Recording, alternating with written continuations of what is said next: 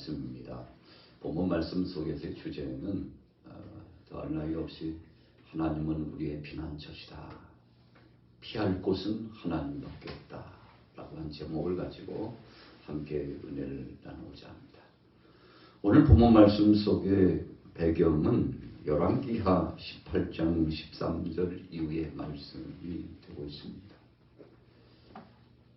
우리가 잘 아는 대로 히스기야 왕이 참 어려운 상황을 만났었죠. 나라가 참 위기감에 봉착됐습니다. 아수르의 대군 사내립을 중심으로 해서 18만 5천 명이 쳐들어와 가지고 성을 에워싸고 포위하고 계속 압박을 해오는데 참 난감한 상황이 됐었죠. 어디로 갈 곳이 없습니다. 적들의 세력은 대단한 위세를 떨치면서 계속 전진에 들어옵니다. 이제 모든 것이 끝났구나 생각하는 바로 그런 쯤입니다. 그때 믿음의 용장 하나님의 사람 히스기야는 오직 하나님께만 의지하고 하나님께 영광 돌리면서 어려운 위급한 상황일수록 그가 하나님 앞에서 엎드려 기도했다는 것이 오늘 본문의 핵심적인 포인트의 주제가 되겠습니다. 자, 1절 말씀 우리 한번 같이 읽어보겠습니다. 시작. 하나님은 우리의 피난처시요 힘이시니 혼란 중에 만날 큰 도움이시라. 자, 하나님은 그랬어요. 자, 오직이라고 하는 그 의미 부여가 함께 포함되고 있다는 것을 우리가 생각할 수 있죠. 오직 하나님밖에는 우리의 피난처가 없다. 그분이 힘이시고 그분이 환난 중에 만날 큰 도우심이 오늘 우리 가운데 바로 내 편에 이 나라 가운데 함께 하고 계시다는 사실을 그가 마음속에 확증했던 것이죠. 여러분, 그래서 우리가 어떻게 생각하고 또 어떻게 마음먹느냐에 따라서 말의 표현이 다르고 생각도 다르고 행동, 거지, 언행, 심사가 달라지는 것을 알 수 있죠. 그래서 무릇 지킬 만한 것보다 내 마음을 지키라. 생명의 근원이 이에서 나기 때문이다. 여러분, 우리 마음을 지킨다는 것이 참 쉽지 않아요. 사악한 원수마귀 권세들이 얼마나 우리 주위에서 배회하면서 미혹하고 넘어뜨리려고 하는지 모릅니다. 하루에도 수십 번씩, 수백 번씩, 수천 번씩 계속 공략해 들어옵니다. 여러분, 이것이 눈에 보이지는 않지만 우리가 하나님 뜻대로 살려고 하면 할수록 더 하나님의 영광을 드러내고 주님의 뜻을 이루려고 하면 할수록 이와 같은 위협함들이 계속 오는데 베드로도 그 위협함을 알고 있었죠. 그래서 이 사탄이 우는 사자처럼 삼킬 자를 찾고 있다고 그러지 않았습니까? 그만큼 긴장감을 가지고 믿음 안에서 깨어서 하나님 뜻대로 하나님 말씀대로 살기를 소원했던 주님의 제자였다는 사실을 우리가 보는 것이죠. 자, 그분만이 피난처예요. 그분만이 힘이십니다. 그분만이 도우심입니다. 이 세 가지 중요한 어법을 활용하면서 그분 없이는 안 된다고 소원했는데 참 하나님께서 가장 기뻐하시는 그런 고백 아니겠습니까? 우리가 종종 하나님의 뜻을 떠나서 내 마음대로 또 세상의 세풍을 의지하면서 결정하고 살아가고 또 거기에 우리의 마음을 빼앗기고 살 때가 종종 있을 수 있잖아요. 우리는 약하기 때문에 쉽게 넘어질 수 있습니다. 눈에 보이는 것이 전부인 줄로 생각할 때 있고 귀에 들리고 또 여러 가지 정황상 이 상황상 딱 맞닥뜨려지는구나. 역시 그렇지. 이렇게 마치 퍼즐이 맞춰지듯이 탁탁탁 맞아떨어지는구나 라고 생각했을 때 혹하면서 우리가 미혹에 빠질 때도 있습니다. 정말 진리가 아닌데 비진리의 역사인데 광명한 천사처럼 가장에 와서 들어오는 그런 세력들이 있을 수 있기 때문에 우리는 정신을 차리고 근신하고 깨어서 하나님의 뜻을 영적으로 말씀 안에서 분별해야 되는 거 아니겠습니까? 하나님의 말씀으로 분별하면 다 드러나게 되어 있습니다. 자, 2절을 보십시오. 그러므로 땅이 변하든지 산이 흔들려 바다 가운데 빠지든지 바닷물이 솟아나고 뒤놀든지 그것이 넘침으로 산이 흔들릴지라도 우리는 두려워하지 아니할로다. 세라. 자, 결론은요, 두렵지 않다는 거죠. 얼마나 이세를 떨치고 왔으면 땅이 변하든지 천지가 진동하는 것만 같아요. 산이 흔들려서 싹 깨져서 흘러내릴 것만 같아요. 바위도 터지고 그리고 바닷물이 솟아나고 그 어디에도 안전지대는 없구나. 이런 생각이 훅 하고 마음속에 들어오는데, 여러분, 이런 생각이 들어오면 이 두려움 때문에 자칫 잘못하면 우리가 판단이 흐려지고, 이 두려움 때문에 하나님 뜻보다는 세상 것에 그냥 내어가지고 우리 자신들의 마음을 빼앗기기 쉬운데, 여러분, 그러나 오늘 시편 기자는 분명히 결론합니다.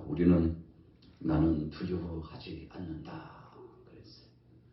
사드락과 메삭과 아벳느고가 평소보다 7배나 더 뜨거운 그 불의 위협함 아니었습니까? 그런데 그 불의 위협함 속에서도 굴하지 않았습니다. 여러분, 이것이 참 믿음이죠. 하나님께서 바로 이들의 믿음을 보고 계셨습니다. 한마디 한마디 고백을 하고, 그리고 사람들 앞에서 하나님의 뜻을 선포해 나갈 때 하나님이 이것을 감찰해 보고 계셨는데, 하나님이 마침내 그들을 끝까지 도우시며 함께 하셨지 않습니까? 바로 그런 대목이 생각나게 하는 말씀이죠. 4절에 보십시오. 4절 5절 같이 읽습니다. 시작. 한 시내가 있어 나뉘어 흘러 하나님의 성고 지존하신 이의 성소를 기쁘게 하도다. 하나님이 그 성중에 계심에 성이 흔들리지 아니할 것이라. 새벽에 하나님이 도우실로다. 새벽에 하나님이 도우실로다. 한 시내가 있다고 그랬어요. 이사야 8장 6절에 보면 실로암 물이 흘러가고 있어요. 여러분, 하나님께서 이 물의 흐름의 역사를 통해서 함께 하시는 그 임재하심의 역사를 성경 속에서 많이 나타내 주셨는데, 한 시내가 있어 나뉘어 흘러 어디로 갑니까? 하나님의 성 곧 지존하신 이의 성소를 기쁘게 하도다. 우리가 서울 장안도 보면 이 한강 물이 구비구비 흘러내리고, 또 그 위에 다리가 얼마나 더 많이 이렇게 건설되어 있는지 몰라요. 이 도시가 이 강을 중심으로 발전합니다. 물이 없다는 것은 도시가 발전할 수 없는 참 악조건 속의 악조건이죠. 그래서 중요 도시에는 반드시 거의 대부분 물이 흐릅니다. 그래서 이 수자원이라고 하는 것이 대단한 거 아니겠습니까? 자, 오늘 본문 말씀 속에 하나님의 역사하심에 임재하시는 그 가운데 이 물이 흐른다는 것은 넉넉하고 풍성하고 풍요로운 역사요, 하나님께서 여호와 일에 하셔서 책임져 주신다는 영적인 의미의 흐름이 바로 이 속에 내포되어 있죠. 하나님이 그 성중에 계심에 그랬어요. 도대체 이유가 뭔지 보았더니 모든 자연 만물이 함께 동반하고 있는 모든 사람들이 바로 이 중심에 하나님이 역사하고 계시기 때문에 그런 일들이 이루어지고 있다고 말씀하고 있는 것이죠. 성이 흔들리지 아니할 것이라. 새벽에 하나님이 도우실로다. 그분이 지금 현존하는 바로 이 순간에 함께하고 계시기 때문에 언제든지 그분의 손길을 뻗쳐서 도우시며 역사하실 수 있다는 이 자신감. 우리가 때로는 그냥 인간적으로 용기 백대 해가지고 큰 소리 치는 거하고, 하나님께서 내게 확증을 주시고 위로를 주시고 응답을 주셔가지고 담대하게 선포하는 거하고 그게 그것이 아닌가 싶지만, 여러분, 인간적인 생각을 가지고 나온 용기는요 오래가지 못합니다. 야, 참 대단하네. 야, 참 나를 삼킬 것 같은 대단한 위험도 있구나. 여러분 그러나 오래가지 못해요. 왜요? 이 사람의 속에서부터 나왔기 때문에. 그러나 하나님께로부터 온 것은 어떤 환난과 풍파가 있어도 어떤 상황적인 이런 요소들이 위협해 와도 이런 반석이신 그분 앞에 서 있는 거기 때문에 사실은 우리 자신이 서 있다기보다도 주님이 그 강하신 팔로서 꽉 붙잡고 계시는 거죠. 자, 오늘 본문 말씀 방금 읽었던 이 말씀이 하나님이 임재하셔서 붙잡아 주시는 그 은혜가 있기 때문에 내가 흔들리지 않고 우리는 반드시 성공적으로 이 일을 마무리 질 수 있다고 하는 감사함의 고백이 이 속에 있는 것이죠. 그래서 새벽에 하나님이 도우시로다. 여러분 새벽이라고 하는 것은 영적인 깊은 의미의 영적 전쟁을 방불케 하는 그런 엄청난 이 싸움이 진행되는 시간입니다. 우리가 이 시간에도 새벽 미명 시간 4시, 5시 조금 더 앞으로 가면 3시부터 시작해서요. 약 5시까지가 참 어찌 보면 고나게 잠들어야 되는 시간입니다. 그래서 새벽 예배로 새벽 기도를 한다는 것은 뭐 말로는 나도 할 수 있어 뭐 그거 가지고 시간 정해놓고 하면 되지 못할 것 같아. 여러분 그러나 쉽지 않습니다. 육체적으로 벌써 여러분 몸이 이 반응을 잘 하지 않을 때가 많습니다. 또 정신적으로 영적으로도 엄청난 것과의 여러분 보이지 않는 영적 싸움이 계속 이루어지는 시간이 이 새벽 시간대입니다. 그래서 우리가 새벽에 나와서 하나님 앞에 예배하고 마음의 중심을 헌신하면서 기도한다는 것은 먼저 주님을 의지하는 그 능하신 권세의 팔에 의해서 우리가 승리의 개선가를 부르면서 가는 아름답고 복된 시간이라고 할 수 있죠. 자, 6절 이후에 보겠습니다. 6절, 7절 같이 읽습니다. 시작. 먼 나라가 떠들며 왕국이 흔들렸더니 그가 소리를 내시며 땅이 녹았도다. 만군의 여호와께서 우리와 함께 하시니 야곱의 하나님은 우리의 피난처시로다 하시나. 야곱의 하나님. 오늘 본문에 보면요. 야곱 이야기가 많이 나옵니다만 야곱이 가정에 그 어려운 문제가 봉착해가지고 하루아침에요. 가정이 그냥 파탄날 것 같아요. 깨져버릴 것 같아요. 그래서 반 쫓기듯이 집을 떠나가지고 외삼촌 라반의 집으로 가는데 얼마나 그가요 갔는지 몸에 지치고요. 쓰러져 죽을 것만 같아요. 돌을 베개 삼고 거기서 깊이 잠에 들잖아요. 혼돈에서 곧 죽을 것만 같은 위급함과 그리고 그의 마음에 부담감이 몰려왔는데 깊이 잠이 들었는데 그 베델에서 전능하신 여호와 하나님께서 임재하시고 그와 함께 하시고 그를 위로하시고 그를 어루만져 주시고 그에게 하나님께서 힘을 실어주시고 그에게 약속의 말씀을 주시고 두려워하지 말라는 것입니다. 인간적 상황적으로 보면 다 끝난 것만 같아요. 여러분 키로수로 보면 700km, 800km 나되는 그 엄청난 거리, 그 거리를 야곱이 가야 되는 길목 아닙니까?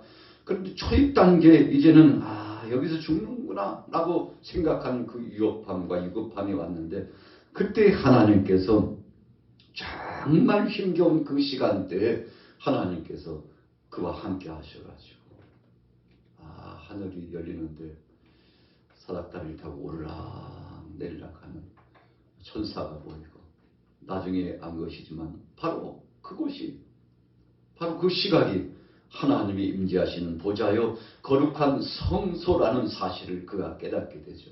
여러분 사실 야곱이 그렇게 바로 여기가 주의 임재하시는 성소요 거룩한 보좌요 하나님의 역사하시는 것이라고 생각하기 이전부터 어떤 상황과 어떤 그런 장소에서도 하나님은 그를 떠나가신 적이 없죠. 사실은 야곱 자신이 외로워하고 힘들어한 것뿐이지 하나님은 여전히 아브라함에게 약속하시고 이삭에게 약속하시고 바로 그 주인공 야곱에게도 함께하고 계셨던 거 아니겠습니까?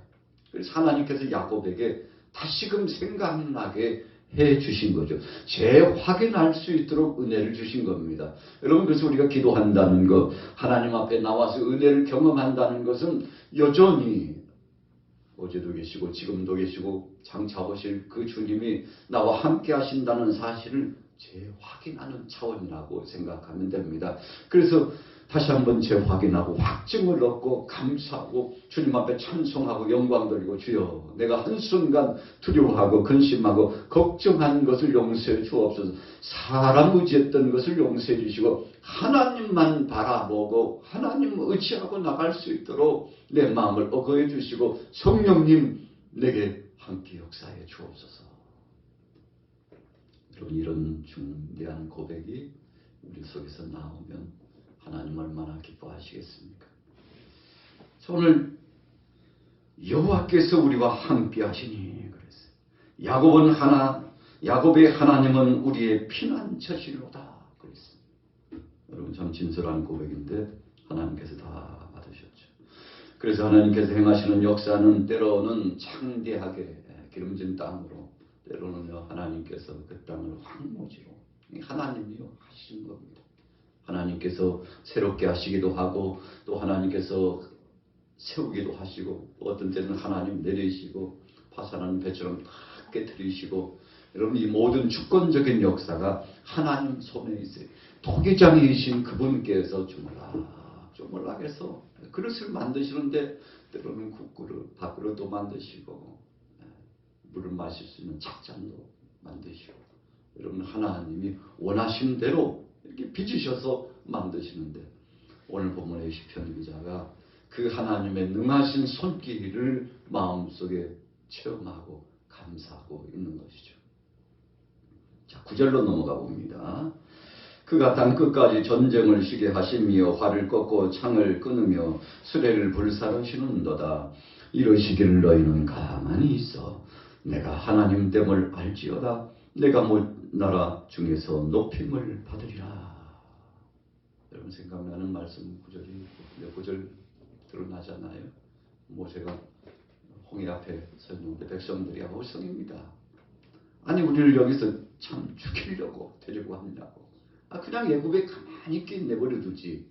우리를 탈출해 준다고, 이끌어 준다고, 약속의 땅으로 인도해 간다고 그러더니 홍해도 건너기 전에 뒤에서 애굽의 천명과 600승이 쫓아오는데 이제 우리는 다 죽었구나.